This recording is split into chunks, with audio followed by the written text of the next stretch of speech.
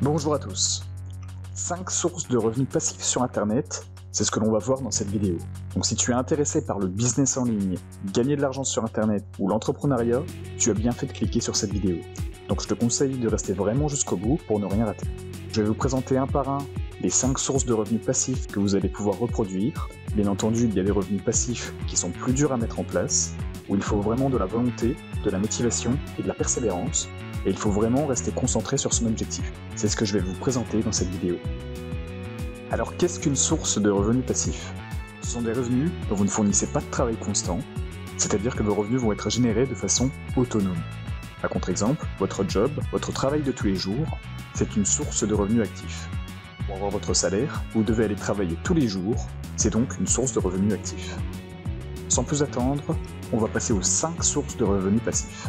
La première source de revenus que je vais vous présenter, c'est l'affiliation. Donc en gros, c'est quoi l'affiliation? C'est le fait de toucher une commission lorsqu'un produit est commandé, lorsqu'une commande est passée. Ça, c'est une source très classique de revenus chez les youtubeurs.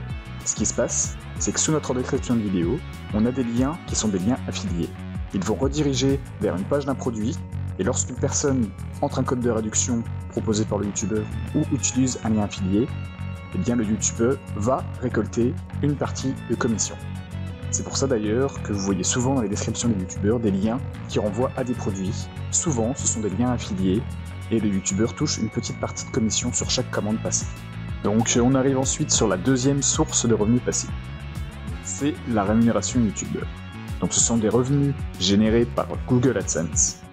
Google AdSense, c'est tout simplement la partie de Google qui vous permet de monétiser votre chaîne YouTube. Ça les monétise avec notamment de la publicité. Donc il y a des entreprises ou des personnes qui peuvent faire de la publicité sur YouTube. La publicité, ce sont les petites vidéos qu'on retrouve au début, au milieu ou à la fin des vidéos sur YouTube. Bien sûr, ce sont des entreprises qui payent pour afficher ces vidéos.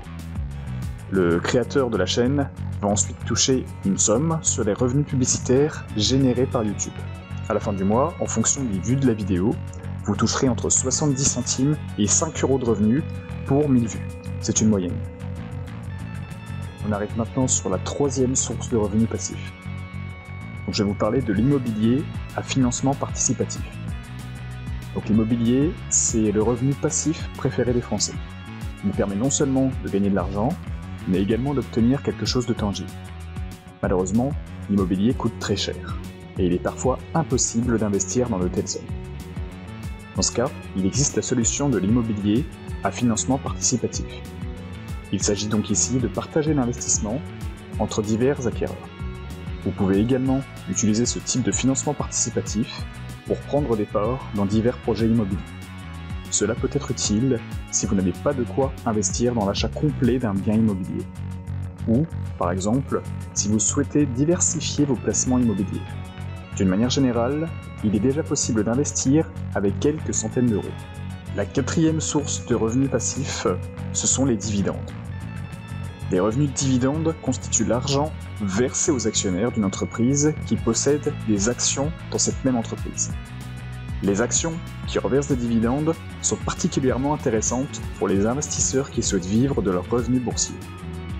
On retrouve notamment le milliardaire Warren Buffett qui a bâti une partie de sa fortune sur des actions de ce type. Si vous souhaitez suivre cette voie, pour vos revenus passifs, vous devez absolument apprendre le fonctionnement de la bourse. En effet, pour être assuré de recevoir des dividendes, vous devez posséder des actions solides, et le conseil d'un professionnel est toujours judicieux. Rappelez-vous cependant que dans le cadre de la bourse, les intermédiaires peuvent parfois prendre beaucoup d'argent. Numéro 5, ouvrir un compte à haut rendement.